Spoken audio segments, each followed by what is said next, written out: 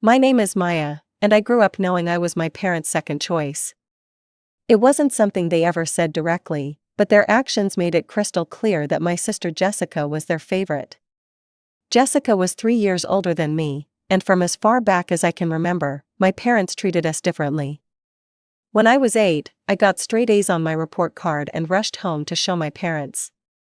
Mom glanced at it and said, "That's nice, honey," before turning back to Jessica, who was showing off her B- in math. Dad took the entire family out for ice cream that night to celebrate Jessica's improvement.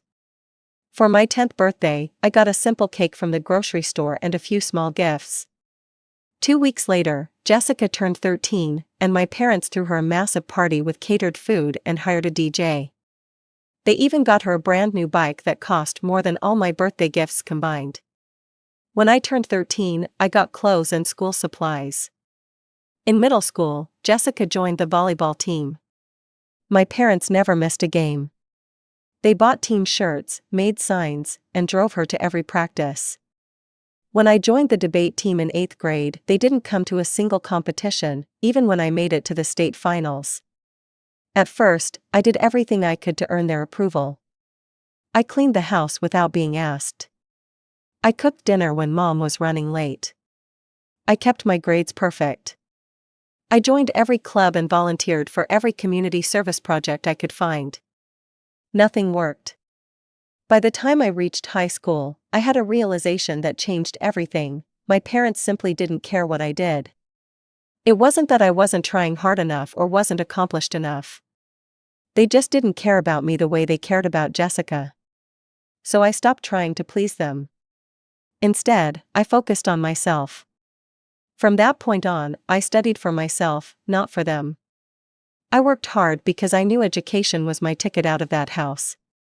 Meanwhile, Jessica graduated high school and got accepted to a decent state college in Colorado. My parents were over the moon. They threw her a big graduation party, bought her a laptop, and promised to pay for her entire education. "We're so proud of you, sweetheart," Dad said, hugging Jessica at her party.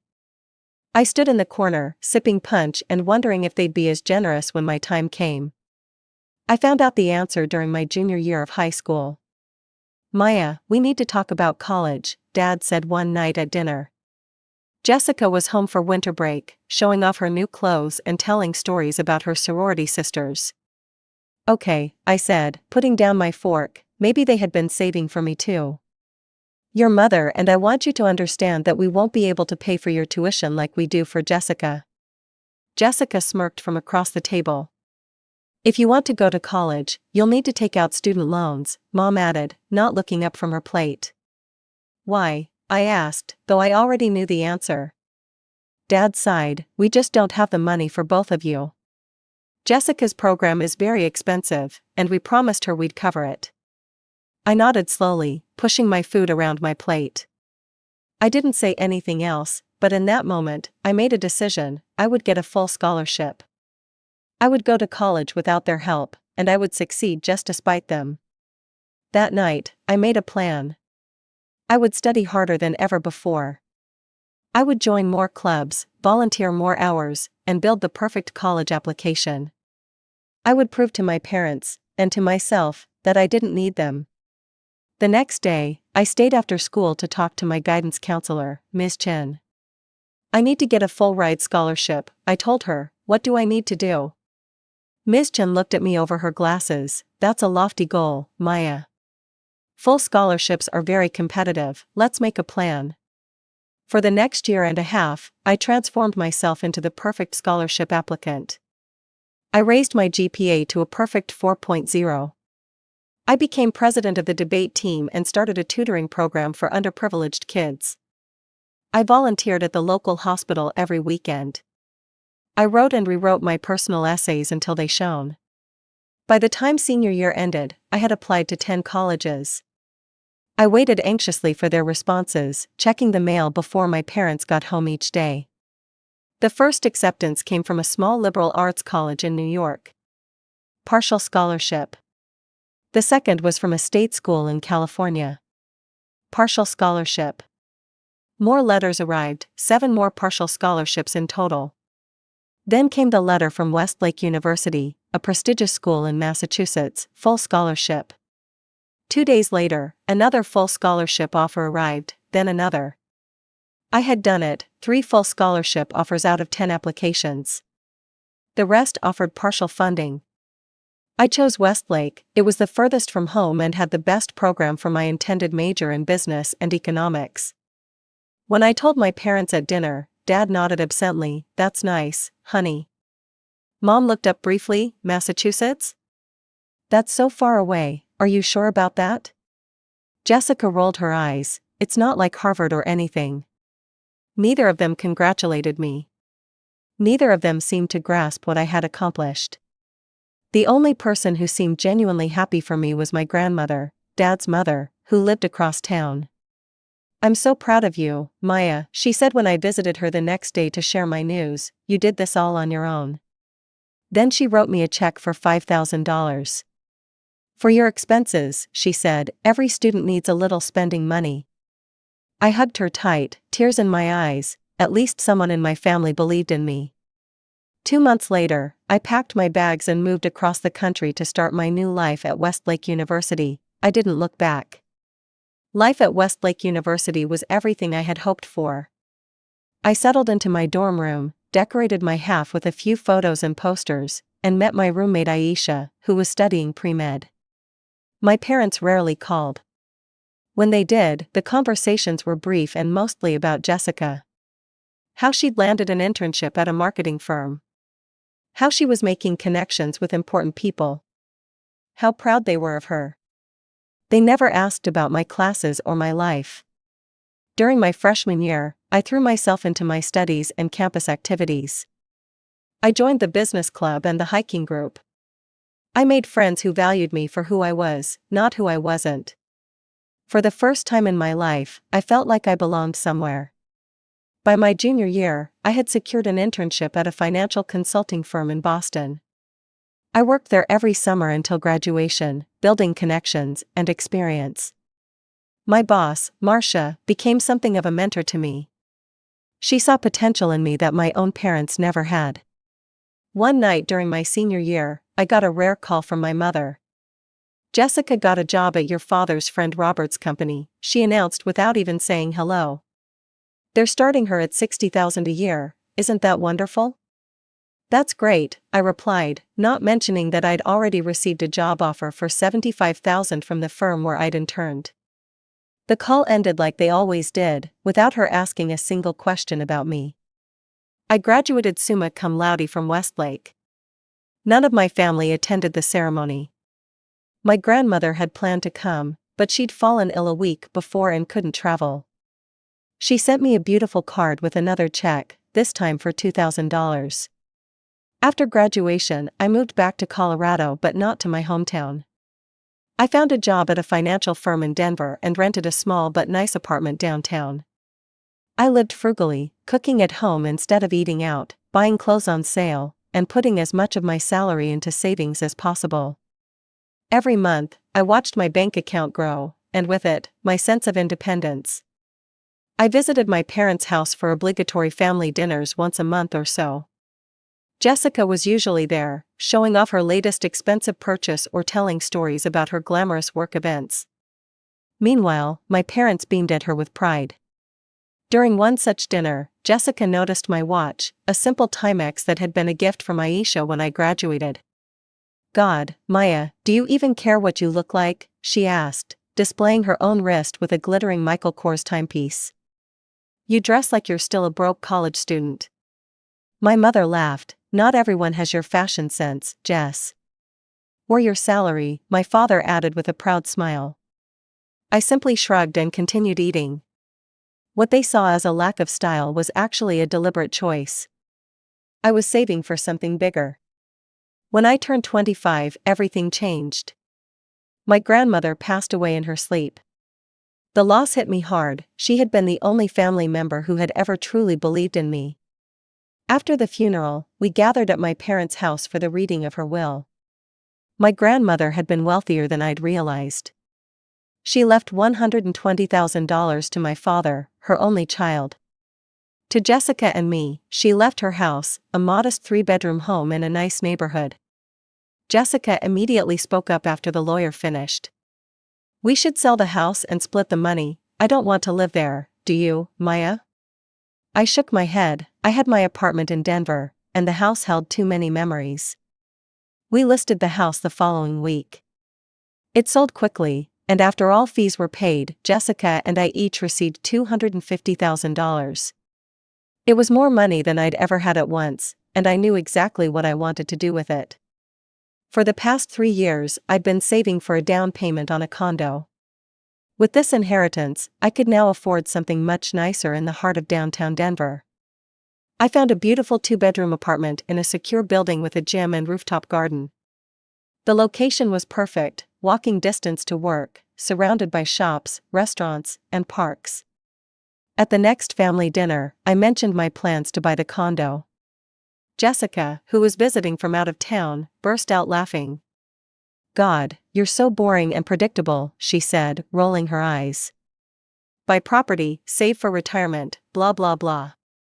You're like an old lady already." "What are you doing with your money?" I asked, genuinely curious. She tossed her hair back dramatically. "I'm investing in myself. I'm going to travel, take some professional development courses, maybe get some cosmetic work done. You know, things that actually matter." My father nodded approvingly. "That's very smart, Jess, very forward-thinking." Yes, my mother agreed. "You've always been so creative with your decisions." They didn't say anything about my plans. Not a word of support or acknowledgement. But I was used to it by now, and their approval no longer mattered to me. 2 weeks later, I closed on the condo and became a homeowner at 25. I spent the next month furnishing it with carefully selected pieces that would last for years. The place wasn't fancy, but it was mine, bought with my money and my grandmother's generosity. I decided to host a housewarming party to celebrate this milestone. I invited my friends from Denver, some colleagues from work, a few cousins I was close with, and, out of obligation more than desire, my parents and Jessica. The day of the party, I was arranging the last of the food platters when my phone rang. It was my mother. "Maya, we won't be able to make it tonight. Jessica surprised us with tickets to Las Vegas for the weekend. Our flight leaves in 2 hours. I'm sure your little get-together will be fine without us." I wasn't even surprised. "Have a good trip," I said, and hung up. The party went ahead without them, and it was perfect. My friends and colleagues admired my new home. We ate good food, drank wine, and celebrated not just my new condo but the life I had built for myself, a life that had nothing to do with seeking my parents' approval. In the months after buying my condo, I settled into a comfortable routine. I got promoted at work, enjoyed my beautiful home, and started to feel truly content with my life. I kept tabs on Jessica through her Instagram, where she documented her extravagant lifestyle for her growing number of followers. She seemed to be living like a celebrity, showing off designer handbags, jewelry from Tiffany's, and a brand new Mercedes. There were photos of her at exclusive clubs, on weekend getaways to Aspen, and at fancy restaurants. Her followers gushed over every post with comments like "living the dream" and "goals." Meanwhile, I lived modestly. I saved a good portion of my salary, paid extra on my mortgage each month, and only splurged occasionally. With part of my inheritance money that wasn't used for the down payment, I took a 2-week vacation to Hawaii. I hiked volcanoes, swam in waterfalls, and took incredible photos of sunsets over the ocean. I didn't post any of them online. The trip was for me, not for show. Family gatherings became less frequent for me.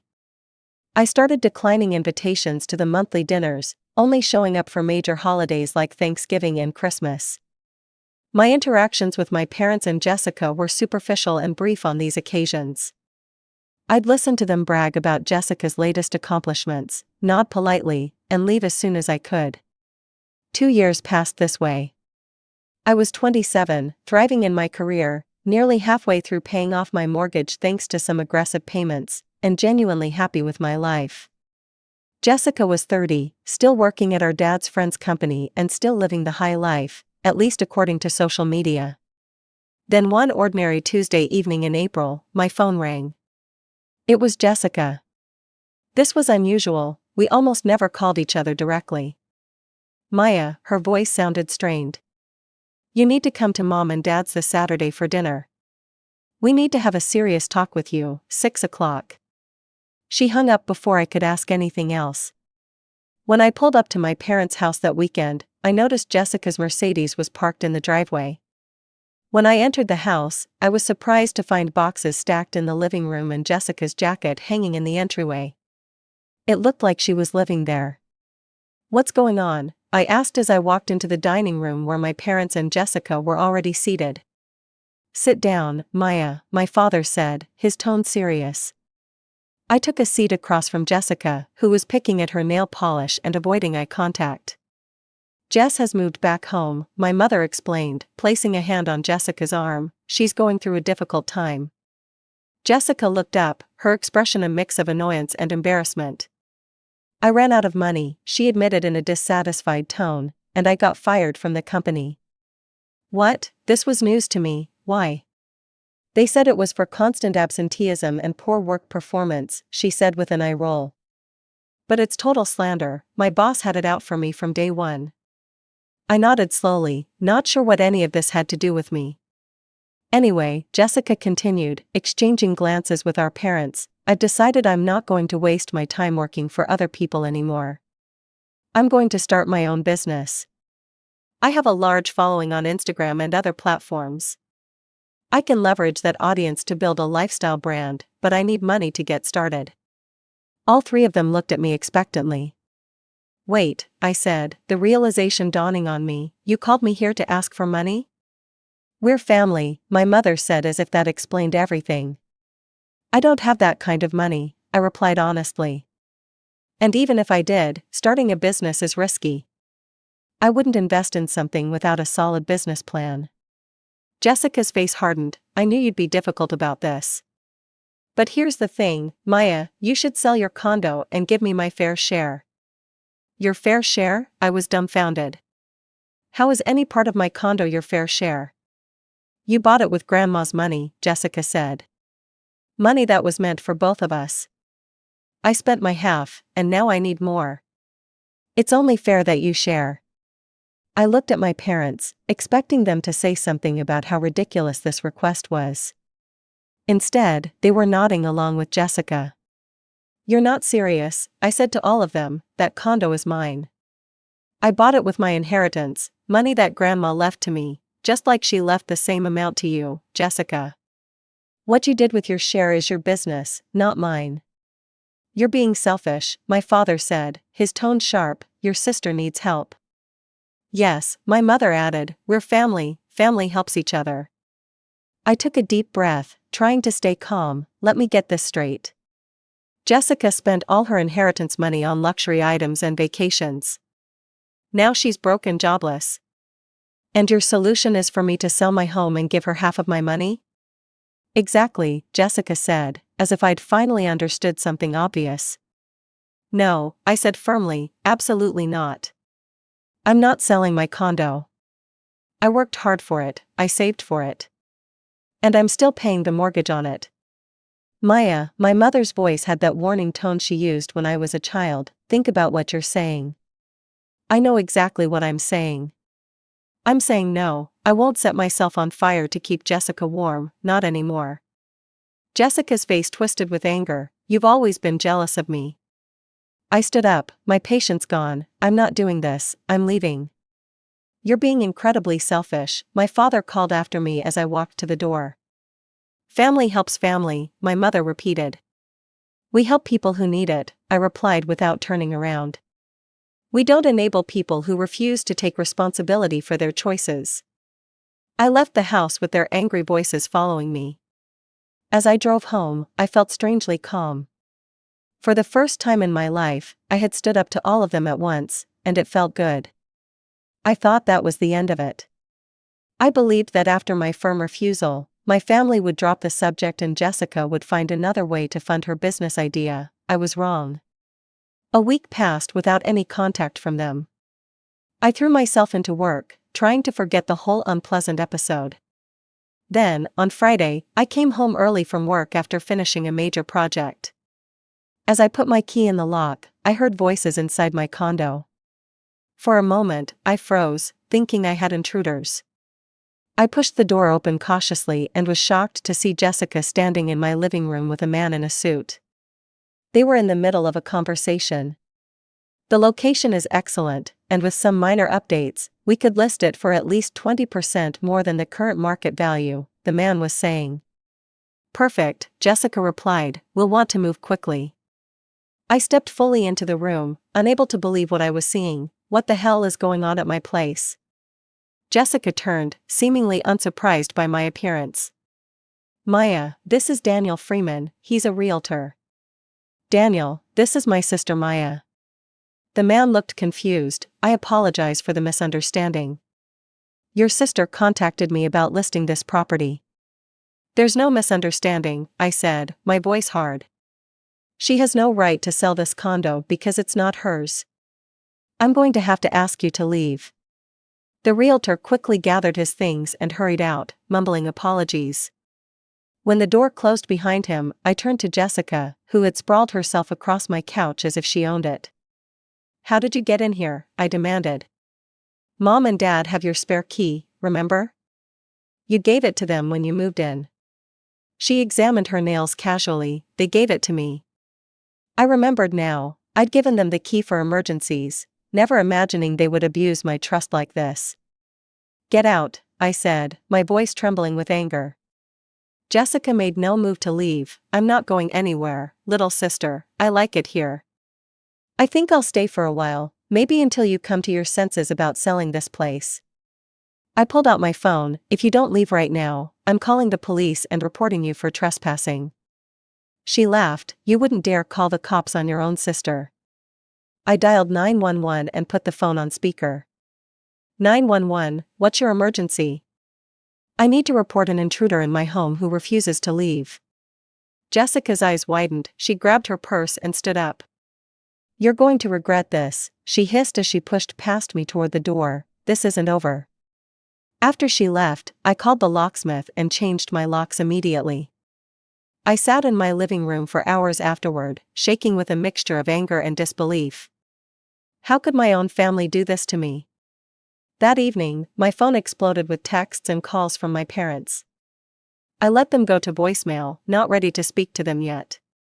When I finally listened to the messages, I was shocked by their viciousness. "How dare you threaten to call the police on your sister?" my mother had yelled into the phone. "After everything we've done for you, this is how you repay us? By treating family like criminals?" My father's message was even worse. "You've always been selfish, Maya, but this is a new low. Your sister needs help, and you're too busy protecting your precious condo to care. If you don't agree to sell that place and split the money with Jessica, you're no daughter of mine." I turned off my phone after that. I needed space to think. The next day, I woke up to find my mother had posted on Facebook. "Today, with a heavy heart, we are disowning our younger daughter, who has refused to help her sister during a difficult period and has chosen money over family. This is not a decision we've made lightly, but we cannot condone such selfishness." The post had dozens of comments, mostly from extended family members asking what had happened. My mother hadn't provided any details, just her vague accusation. I had never been one for social media drama, but this pushed me over the edge. I commented on her post. "Since my mother isn't telling the whole story, let me clarify. My parents and sister tried to force me to sell my condo, which I bought with my inheritance and have been paying a mortgage on for 2 years, and give half the money to my sister because she spent all of her inheritance on luxury items and vacations and now needs more money. When I refused, my sister broke into my condo with a realtor to try to sell it without my permission. That's why I'm being disowned." The response was immediate. My cousin Ellie commented, "I've seen Jessica's posts showing off her designer clothes, jewelry, and expensive trips for the past 2 years while Maya has lived modestly. Maya has every right to refuse this ridiculous demand." Another cousin added, "Jessica has enough jewelry to sell and live comfortably for a year.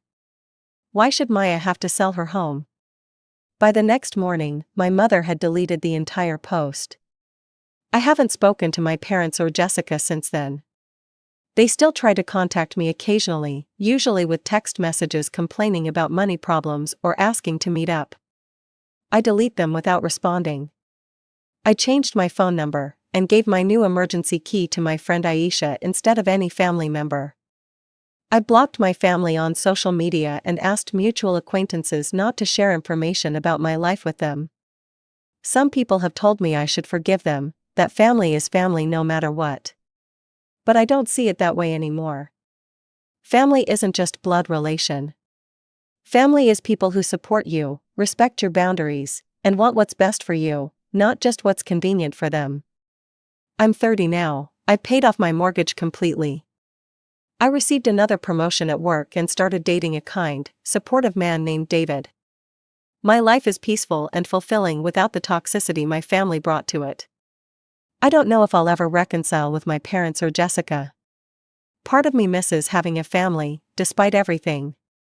But a larger part of me knows I'm better off without people who only saw me as a resource to be used, never as a person to be loved.